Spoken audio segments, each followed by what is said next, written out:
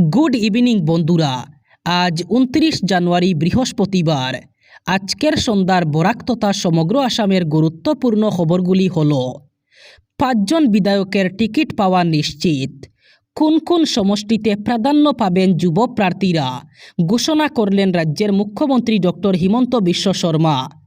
26 বিধানসভা নির্বাচনে কে কে টিকিট পাবেন তার ইঙ্গিত দিলেন মুখ্যমন্ত্রী।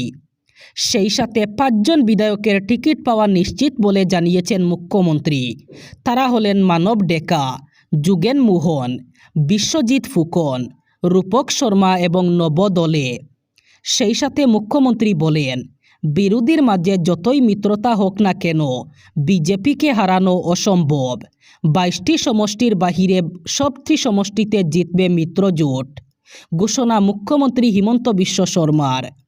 নির্বাচনের তারিখ ঘোষণার আগেই বিরোধী শিবিরে মতানৈক্য স্পষ্ট হয়ে উঠেছে। বিজেপিকে প্রতিহত করতে বিরোধী দলগুলো একজোট হয়ে নির্বাচনে প্রতিদ্বন্দ্বিতা করার ঘোষণা দিলেও তার আগেই বিরোধীদের মধ্যে বিভেদ দেখা দিয়েছে। সম্প্রতি সিপিআই দল একাধিক আসনের জন্য প্রার্থী ঘোষণা করায় মিত্রজোটের অবস্থান নিয়ে নানা প্রশ্ন উঠেছে। প্রাপ্ত তথ্য অনুযায়ী সিপিআই দল এককভাবে নির্বাচনে প্রতিদ্বন্দ্বিতা করার সিদ্ধান্ত নিয়েছে।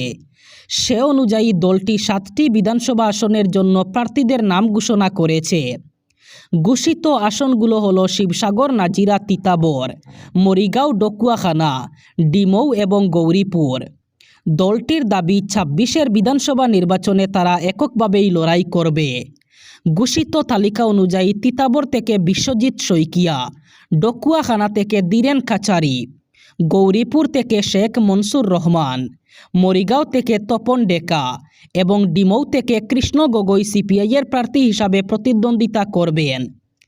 এছাড়া শিবসাগর আসনে 4 জন সম্ভাব্য প্রার্থীর ঘোষণা করেছে দল: সুভাষিনী বড়ুয়া, সত্যেন্দ্র গগৈ, অদান বড়ুয়া এবং অনুপ গগৈ। এদের মধ্য থেকে একজনকে চূড়ান্ত প্রার্থী করা হবে। মুসলমানদের ভোট কর্তন হলে এর বিরুদ্ধে সর্বোচ্চ ন্যায়ালয়ের দ্বারস্থ হবে all India United Democratic front অর্থাৎ AIUDF। বিজেপির হাতের পুতুল হয়ে কাজ করছে নির্বাচন বিষয়ের আধিকারিকরা। ভোট কর্তন বন্ধ না হলে সর্ববৃহৎ গণতান্ত্রিক আন্দোলন গড়ে তোলা হবে। মুখ্যমন্ত্রীকে এমনই হুঙ্কার দিল AIUDF। এর বিরুদ্ধে প্রতিবাদে নামার হুঙ্কার দিল তারা জানিয়েছে, মুসলমানদের ভোট কর্তন হলে এর বিরুদ্ধে তারা সর্বোচ্চ আদালতের দ্বারস্থ হবেন। তারা অভিযোগ করে বলেন, নির্বাচন আধিকারিকরা বিজেপির হাতের পুতুল হয়ে কাজ করছেন। তারা জানান, যদি ভোট কর্তন বন্ধ না হয় তবে সর্ববৃহৎ গণতান্ত্রিক আন্দোলন গড়ে তুলবে AIUDF। এবার আরও একটি রাজ্যে নিষিদ্ধ হল গুটখা, পান মশলা, জর্দা, খৈনির মতো সমস্ত তামাকজাত পণ্য। জনস্বাস্থ্য রক্ষা করতেই সুপ্রিম কোর্টের নির্দেশ মতো ওড়িশা সরকার রাজ্য জুড়ে তামাকজাত পণ্য ব্যান করে দিল।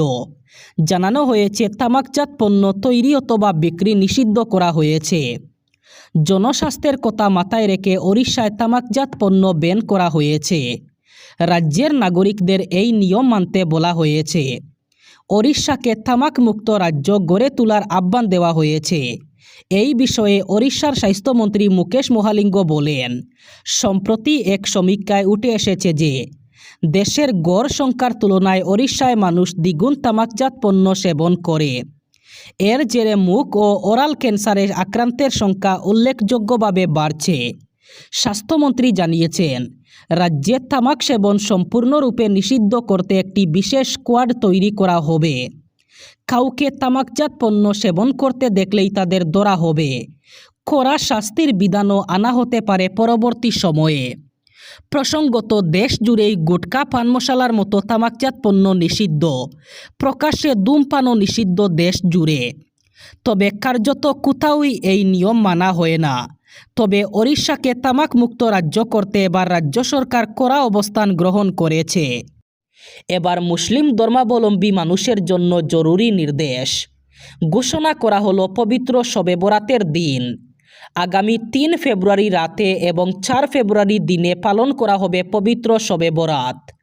সমগ্র দেশের সঙ্গে সঙ্গতি রেখে 3 ফেব্রুয়ারি রাতে এবং 4 ফেব্রুয়ারি দিনে অসমেও পালন করা হবে শবে বরাত। কেন্দ্রীয় হিলাল কমিটি অসমে ঘোষণা করেছে শবে বরাতের দিন। ডিলিমিটেশনের নামে বরাক উপত্যকার 2টি গুরুত্বপূর্ণ বিধানসভা আসন কার্যত বিলুপ্ত করেছে বিজেপি সরকার, এমন অভিযোগ তুলেছেন প্রদেশ কংগ্রেস সভাপতি গৌরব গগৈ। তিনি বলেন, কংগ্রেস রাজ্যে ক্ষমতায় এলে ওই 2 আসন পুনর্বহাল করা হবে। কাটিগড়ার বারুণী মেলার মাঠে আয়োজিত এক জনসভায় গৌরব গগৈ অভিযোগ করেন, বিজেপি পরিকল্পিতভাবে বরাকের মানুষের রাজনৈতিক অধিকার হরণ করছে। তার দাবি, ভোটার তালিকায় ইচ্ছাকৃত বিভ্রান্তি সৃষ্টি করে বিরোধীদের দমন করার চেষ্টা চলছে। বিজেপি সরকারের তীব্র আলোচনা করে গৌরব বলেন, আসামে বর্তমানে সিন্ডিকেট রাজ কায়েম হয়েছে। মুখ্যমন্ত্রী হিমন্ত বিশ্ব শর্মার সরকারকে চুরের সরকার বলে আখ্যা দিয়ে তিনি বলেন, সাধারণ মানুষের উন্নয়ন উপেক্ষিত থাকায় বিজেপির প্রতি মানুষের আস্থা ক্রমশ কমছে।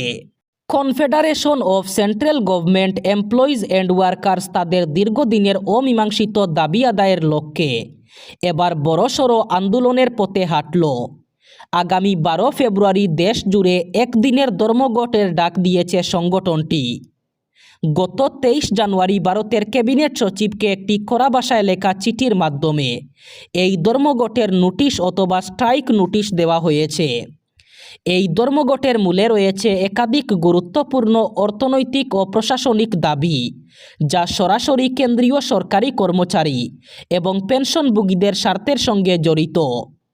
কনফেডারেশনের পক্ষ থেকে পাঠানো চিঠিতে 10 দফা এবং 12 দফার 2টি পৃথক চার্টার অফ ডিমান্ডস পেশ করা হয়েছে। কনফেডারেশনের প্রধান দাবিগুলির মধ্যে অন্যতম হল 8ম পে কমিশন সংক্রান্ত। 12 ফেব্রুয়ারির এই ধর্মঘট সফল করতে সমস্ত অনুমোদিত সংগঠনগুলিকে আহ্বান জানানো হয়েছে। সরকার যদি এর মধ্যে দাবি মেনে না নেয় তবে আন্দোলন আরও তীব্র হওয়ার ইঙ্গিত রয়েছে ওই নোটিশে। বাজার থেকে 10-20 টাকার নোট প্রায় অদৃশ্য, যদিও অথবা ছেঁড়া ফাটা নোট পাওয়া যাচ্ছে, সেগুলি লেনদেনের মতো অবস্থায় নেই। এটিএম থেকে মূলত 500 টাকার নোটই মেলে। এক্ষেত্রে বাজারে খুচরোর সংকট মোকাবিলায় এবার নোট ভাঙানোর এটিএম আনার কথা ভাবছে সরকার, যার নাম হাইব্রিড এটিএম। নোট বাতিলের 1 দশক পর সরকারের অন্দরে এমনই চিন্তাভাবনা চলছে। বিশেষ করে এই এটিএমে মিলবে 10 টাকা, 20 টাকা এবং 50 টাকার নোট। এখন এটিএম থেকে কেবল নির্দিষ্ট অঙ্কের নগদ পাওয়া যায়। সূত্রের খবর, হাইব্রিড এটিএম থেকে মিলবে বাঙ্গানীয়। মেশিনে 500 অথবা 100 টাকা দিয়ে চাহিদা মতো 10 টাকা, 20 টাকা এবং 50 টাকার খুচরো মিলবে নোট অথবা কয়েনে। সূত্র উদ্ধৃত করে সংবাদ মাধ্যম জানিয়েছে, মুম্বাইয়ে ইতিমধ্যে খুচরো দেওয়ার পাইলট প্রজেক্ট পরীক্ষার পর্যায়ে রয়েছে। অনুমতি মিললেই সারা দেশে তা কার্যকর হবে। সাধারণ এটিএমের মতোই হাইব্রিড এটিএম বসানো হবে জনবহুল এলাকায়, বিশেষত বাসস্ট্যান্ড, বাজার এলাকা, হাসপাতাল এবং সরকারি অফিসগুলিকে বাছা হবে। অন্য একটি সূত্র জানিয়েছে, বাজারে খুচরোর চাহিদা মেটাতে রিজার্ভ ব্যাংকেও আরও বেশি ছোট অঙ্কের নোট ছাপানোর জন্য অনুরোধ করতে পারে কেন্দ্র। সড়ক নিরাপত্তা দিবস উপলক্ষে আয়োজিত কর্মসূচিতেই মন্ত্রীর এসকর্ট গাড়ির সঙ্গে একটি বাইকের মুখোমুখি সংঘর্ষে মৃত্যু ঘটল এক ব্যক্তির। এই মর্মান্তিক দুর্ঘটনাটি সংঘটিত হয় ত্রিপুরার বিশালগড়ে। বুধবার আগরতলা থেকে মন্ত্রী শুক্লচরণ নুয়াতিয়া আসার সময় বাইপাসে বাইকের মুখোমুখি সংঘর্ষ হয়। এতে বাইক চালক প্রাক্তন প্রধান শিক্ষক অমরচাঁদ চৌধুরী প্রাণ হারান। দুর্ঘটনার পর মন্ত্রী আহত চৌধুরীকে এসকর্টের গাড়ি দিয়ে হাসপাতালে পৌঁছান, তবে শেষ রক্ষা হয়নি। চিকিৎসকরা প্রাক্তন প্রধান শিক্ষককে মৃত বলে ঘোষণা করেন। জানা যায়, বিশালগড় থানার অন্তর্গত লকডাউন বাজার এলাকার সড়ক সুরক্ষা এবং বাল্যবিবাহ প্রতিরোধ নিয়ে এক সচেতনতামূলক শোভাযাত্রা অনুষ্ঠিত হচ্ছিল। এবার শেষ খবর।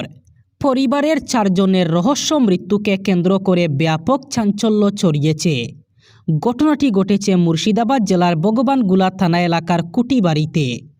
একটি ভাড়া বাড়ি থেকে স্ত্রী ও 2 কন্যা সন্তানের গলাকাটা দেহ উদ্ধারের পাশাপাশি উদ্ধার হয়েছে গৃহকর্তার ঝুলন্ত দেহ। মৃত ব্যক্তির নাম মানিক ব্যাপারী। স্থানীয় সূত্রে জানা গেছে বুধবার সকাল 10টা পর্যন্ত ওই বাড়ির দরজা ভিতর থেকে বন্ধ ছিল। দীর্ঘক্ষণ কোনো সাড়া শব্দ না পেয়ে প্রতিবেশীদের সন্দেহ হয়। এরপরই খবর দেওয়া হয় ভগবানগোলা থানায়। পুলিশ এসে দরজা ভেঙে ভিতরে ঢুকতেই আতঙ্কে ওঠেন সকলে। দেখা যায় বিছানায় রক্তাক্ত অবস্থায় পড়ে রয়েছে স্ত্রী ও 2 মেয়ের গলাকাটা দেহ। আর ঘরের মধ্যেই ঝুলন্ত অবস্থায় উদ্ধার হয় মানিক ব্যাপারীর দেহ। এলাকাবাসীর প্রাথমিক ধারণা, পারিবারিক কোনো বিবাদ বা মানসিক অবসাদের জেরে মানিক ব্যাপারী প্রথমে তার 2 মেয়েকে এবং স্ত্রীকে ধারালো অস্ত্র দিয়ে খুন করেছে। পরিবারের সকলকে শেষ করে নিজেকেও শেষ করার ঘটনা বেছে নেয় সে। এই ছিল আজকের সন্ধ্যার গুরুত্বপূর্ণ খবরগুলি। ভিডিওটি অবশ্যই লাইক করবেন এবং চ্যানেলটি সাবস্ক্রাইব করবেন।